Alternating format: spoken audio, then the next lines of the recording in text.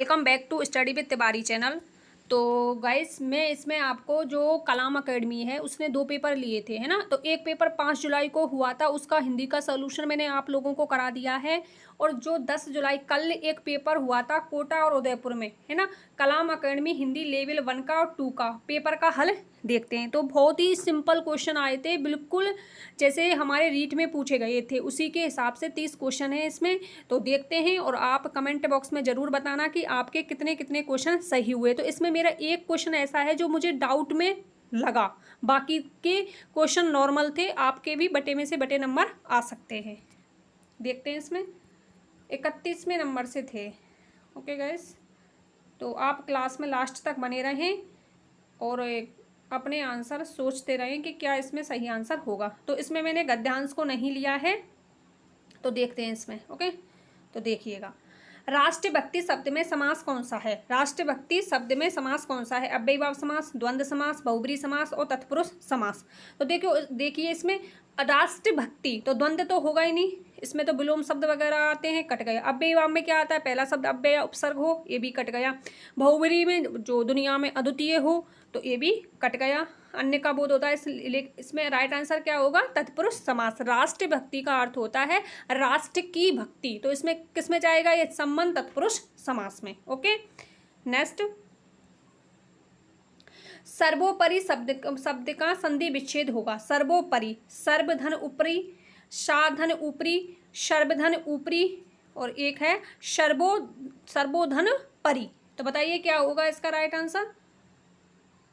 क्या हो सकता है बताइएगा? सर्वोपरि शब्द का संधि विच्छेद होगा। तो देखिए इसमें क्या दे रखा है, इसमें तो सर्वे दे रखा है, तो सर्वे शब्द होता नहीं, सा होता नहीं, तो इसमें होगा सर्वधन ऊपरी। क्या होगा? इधर आपको दिखाई नहीं दे रहा होगा तो मैं इधर लिख देती हूँ, सर्वधन ऊपरी होगा, सर्वोपरि गुण संधि होगी इसमें। ओके, नेक्स्ट, गौरव शब्द में कौन सा प्रत्यय है? गौरव शब्द में कौन सा प्रत्यय? अब, आ, ए और वा, वे।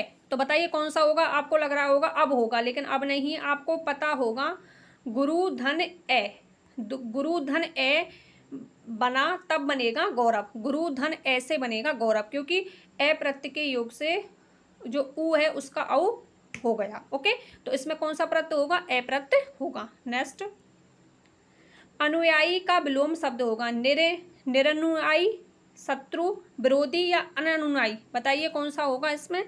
देखो, अनुयायी का क्या होगा? इसमें से अननुयायी तो होगा नहीं, ठीक है। आपने पढ़ा होगा वो नासिक और अनुनासिक ध्वनियाँ, है ना, अनुनासिक और निरनुनासिक। तो उसी प्रकार से इसको भी कर सकते हो। अनुयायी का होगा निरनुयायी, है ना, निर्धन अनुयायी। तो इसका राइट आंसर होगा फर्स्ट विकल्प। मनुष्य शब्द किस प्रकार की संज्ञा का उदाहरण है? मनुष्य व्यक्तिवाचक, भाव, जाति और गुण। तो बताइए कौन सा होगा? देखो, मनुष्य क्या है? एक सत्ता है जो कभी भी नष्ट नहीं हो सकती, और मनुष्य के अंतर्गत यदि आपका नाम आ जाए, मेरा नाम आ जाए, तो वो व्यक्ति में चला जाएगा। तो मनुष्य क्या है? एक सत्ता है, एक, तो ये किस में जाएगा? एक जाति है, तो जाति विशेष का बोध हो रहा है। मनुष्यों की एक प्रजाति होती है, तो जातिवाचक संज्ञा। तो देख सकते हैं आप, रीट 2021, रीट 2018 में इसी प्रकार से क्वेश्चन आए थे। उसी प्रकार से कलाम अकेडमी के द्वारा एक प्रश्न पत्र तैयार किया गया है। निम्न में से कौन सा शब्द है जिसका वचन अथवा लिंग किसी भी परिस्थिति में नहीं बदलता है? नहीं वर्ड पर फोकस करना है पेपर में भी। क्षमा, कन्या, पुत्र और भाई। नॉर्मल सा क्वेश्चन है। देखो, पुत्र का पुत्रो बन जाएगा, कन्या का कन्नो बन जाएगा, है ना, कन्याएं बन जाएगा, भाई का भाइयों बन जाएगा। तो क्षमा कभी भी लिंग की दृष्टि से नहीं बदलता। क्षमा शब्द हुआ, पानी शब्द हुआ, ये कभी भी लिंग की दृष्टि से नहीं बदलते हैं। नेक्स्ट, निम्न में से कौन सा शब्द पुल्लिंग से असंगत है? असंगत पूछा है, फोकस करें वर्ड पर। रक्त, वंश, आकांक्षा और भीष्म। तो रक्त होता है, वंश होता है, आकांक्षा होती है। आकांक्षा कैसा शब्द है? स्त्रीलिंग शब्द।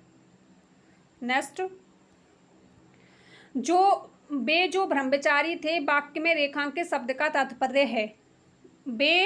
वो भी ब्रह्मचारी थे, वाक्य में रेखांकित शब्द ब्रह्मचारी। बताइए, ब्रह्मा में लीन, विलीन, नो।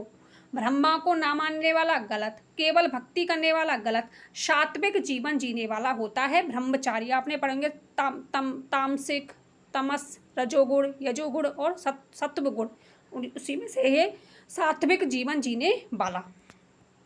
नेक्स्ट, जो किए हुए उपकार को मानने वाला वाक्यांश के लिए एक शब्द है, बताइए। उपकारी, परोपकारी, कृतज्ञ और कृतज्ञ, बताइए। यदि साइंस से बैकग्राउंड से हो तो इस क्वेश्चन को आप जो किए हुए उपकार को मानने वाला परोपकारी कर सकते हो, लेकिन गलत है। जो किए हुए उपकार को मानने वाला होता है वो होता है कृतज्ञ, और जो किए हुए उपकार को ना मानने वाला वो होता है कृतज्ञ। मानने वाला होता है कृतज्ञ। नेक्स्ट, सीता अपने पति से झगड़ा कर रही थी, वाक्य में उद्देश्य है, तो उद्देश्य किसको बोलते हैं? उद्देश्य बोलते हैं कर्ता को, कर्ता और कर्ता का विस्तार, तो इसमें उद्देश्य कौन है? सीता। नेक्स्ट, देख सकते हैं आप किस प्रकार से इजी क्वेश्चन आए थे इसमें। आकाश सिर पर उठाना, आकाश सिर पर उठाना, बहुत शोर करना, बहुत शोर करना। निम्न में से लोकोक्ति नहीं है, नहीं पर फोकस करना है। आप भला तो जग भला, ये तो है। कभी भी घना तो कभी भी मुट्ठी चना, कभी घी घना तो कभी मुट्ठी चना, ये भी है। इन तिलों में तिल नहीं, ये भी है। आंचल पसारना, ये क्या है? आंचल पसारना। ना आ रहा है पीछे, मुहावरा है, ना कि लोकोक्ति, तो राइट आंसर डी विकल्प। नेक्स्ट, लोप चिन्ह है। सारे के सारे क्वेश्चन है ना, यदि आपके पास किसी भी प्रकार की गाइड नहीं है, सिर्फ एक रचना प्रबोध या हिंदी नवीन हिंदी व्याकरण की बुक है जो एनसीईआरटी में चलती है, उसमें से सारे क्वेश्चन आपको मिल जाएंगे ग्रामर के। नवीन हिंदी व्याकरण या रचना प्रबोध नाम से भी न्यू बुक है एनसीईआरटी की, उसमें भी आपको ये सारे के सारे क्वेश्चन मिल जाएंगे। लोप चिन्ह है, लोप चिन्ह कौन सा होता है? इस प्रकार का, ये तो लाघव चिन्ह कट गया। ये त्रुटि पूरक है, ये भी कट गया। ये इस प्रकार का कोई होता नहीं है, ये होता है डॉट डॉट डॉट डॉट, ये होता है लोप चिन्ह। निम्न में से कौन सा उपवन का पर्यायवाची नहीं है पूछा है? बगीचा, गुलशन, वाटिका और पुष्प धनवा, बताइए कौन सा होगा? तीनों ही होते हैं। आपको पता होगा पुष्प धनवा किसका है? कामदेव का। पुष्प धनवा किसका है? कामदेव का पर्यायवाची है। धनवा बोलते हैं धनुष को, पुष्पों का धनुष। निम्न में से कौन सा शब्द विदेशी नहीं है? इसमें क्या पूछा है? नहीं है पूछा है इसमें। निम्न में से कौन सा शब्द विदेशी नहीं है? किताब, ये तो है क्योंकि आपको पता होगा किताब अरबी भाषा का शब्द है, तो ये तो है।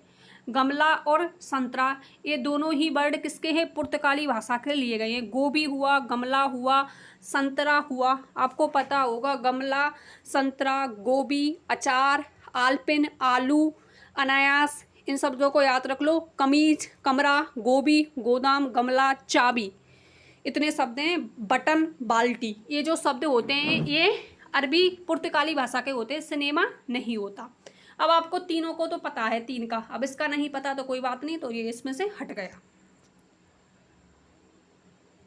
सहदेव पढ़ाई करता है अर्थ के आधार पर किस प्रकार का वाक्य है? तो शब्द पर फोकस करें। अब हम क्या करते हैं परीक्षा में? सहदेव पढ़ाई करता है, सीधा सीधा देखा, कर दिया सरल वाक्य। आगे ये भी तो देखो किसके आधार पर पूछा जा रहा है। इसमें किसके आधार पर पूछा जा रहा है? अर्थ के आधार पर, रचना के आधार पर सरल वाक्य होता है। गाइस, रचना के आधार पर 3 वाक्य होते हैं, सरल, मिश्र और संयुक्त।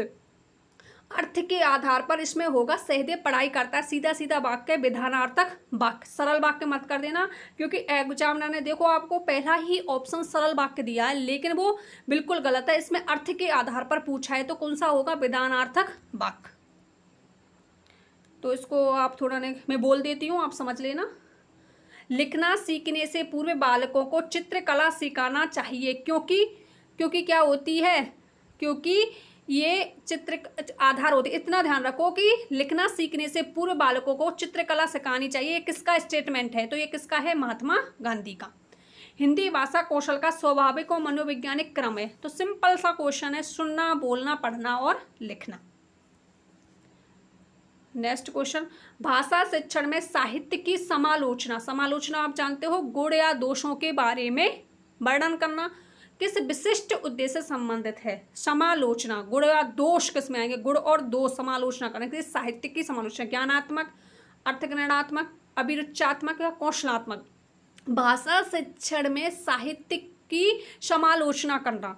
अब समालोचना करना, अब ज्ञान तो होगा नहीं, ज्ञान तो नॉर्मल होता है, अर्थ होगा नहीं, अभिरुचि होगी नहीं, क्या होगी? कौशल। उसके अंदर इतना कौशल विकसित हो गया है कि वो साहित्य की समालोचना कर सकता है, उसके गुण दोषों के बारे में बता सकता है। तो इसमें ये किसमें जाएगा?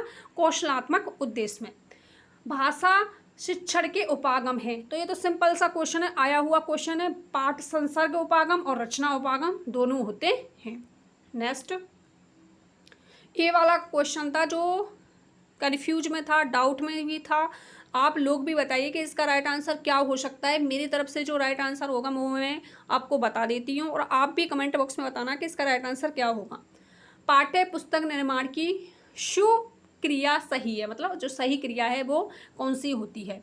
तो देखिए, इसमें चयन और प्रस्तुतिकरण, प्रस्तुतिकरण तो होता नहीं, प्रस्तुतिकरण चयन स्तरीकरण बाद में होगा। अब इन दो में कन्फ्यूजन हो रहा है कि चयन, स्तरीकरण और प्रस्तुतिकरण, स्तरीकरण, चयन और प्रस्तुतिकरण, प्रस्तुतिकरण इसमें भी है और उसमें भी है। अब दो में कन्फ्यूजन है, पहले चयन होगा या स्तरीकरण होगा। पहले हम क्या करेंगे, मेरे हिसाब से होना चाहिए इसमें बी विकल्प, क्योंकि पहले हम स्तर को देखेंगे कि बच्चा फर्स्ट स्टैंडर्ड में या सेकंड में या थर्ड में या फोर्थ में, पर उसके हिसाब से हम चयन करेंगे कि किस किस चीज़ को हम इसमें पाठ्यक्रम में सम्मिलित करें, फिर होगा उसका प्रस्तुतिकरण। आप लोग बताइए इसका और क्या हो सकता है, फर्स्ट हो सकता है कि नहीं, तो मेरे हिसाब से दूसरा होगा। नेक्स्ट, सही सुमेलित है। बुलेटिन बोर्ड सही पूछ रहा है गाइज। बुलेटिन बोर्ड श्रव्य सामग्री गलत। अब मैं एक आपको एक बोल देती हूँ कि जहाँ जिस भी वर्ड के पीछे ना बोर्ड शब्द मिले ना वो दृश्य होती है, ध्यान रखना, सिंपल सा फैक्ट है। जिस शब्द के पीछे क्या मिले, बोर्ड शब्द मिले, वो होती है दृश्य। ओवरहेड प्रोजेक्टर प्रक्षेपी सामग्री, ये बिल्कुल सही है इसमें। सीता वाद्य यंत्र है तो वाद्य तो आवाज आएगी, तो ये कैसा हो गया, श्रव्य। मानचित्र कैसा होगा, ओनली दृश्य होगा मानचित्र। ओके, नेक्स्ट, बिल्कुल इजी क्वेश्चन थे गाइज। निबंधात्मक प्रश्नों का गुण नहीं है, लेकिन एग्जाम में हम ऐसे क्वेश्चनों को गलत कर आते हैं, क्योंकि एग्जाम में हमारे माइंड पर प्रेशर होता है, तो हम नहीं वर्ड को तो पढ़ ही नहीं पाते, सीधा का सीधा, पता नहीं हमें सीधा दिखता है पूछा निबंध तो प्रश्नों का गुण होता है, सीधा सीधा भर देते हैं। ध्यान रखना, अच्छे से करना क्वेश्चन को, पढ़ना, फिर गोले अच्छे से भरना एक एक क्वेश्चन को। मेरे हिसाब से आपको गोले प्रश्न पढ़ा तुरंत भर देने चाहिए, क्योंकि ये बेनिफिट सही है। बाद में गोले भरने में दिक्कत आती है और उल्टे सीधे भी हो जाते हैं गोले, इसलिए आप यदि गोलों को भरें तो ओ मार्कशीट को भरें तो साथ के साथ ही भरना, क्वेश्चन हल किया और भरा सीधा का सीधा। मैं तो ऐसे ही करूँगी और ऐसा ही किया है मैंने। निबंधात्मक प्रश्नों का गुण नहीं है पूछा है। अभिव्यक्ति की परीक्षण संभव है, बिल्कुल से, अभिव्यक्ति तो होती है इसमें। निबंधात्मक क्वेश्चनों में क्या है, कोई भी बालक होता है वो अपने मन के हिसाब से भी क्वेश्चन को लिख सकता है बना बना के। आलोचनात्मक चिंतन पर बल, ठीक है, हाँ, गुण दोषों की तुलना कर सकता है। व्याकरण संबंध ज्ञान का परीक्षण होता है। वस्तुनिष्ठ अधिकता नहीं, इसमें होता है ये आत्मनिष्ठ होता है, वस्तुनिष्ठ नहीं होता। वस्तुनिष्ठ तो वस्तुनिष्ठ क्वेश्चन होते हैं, ठीक है, ये नहीं होता। तो इसमें क्या होती है, आत्मनिष्ठता अधिक होती है।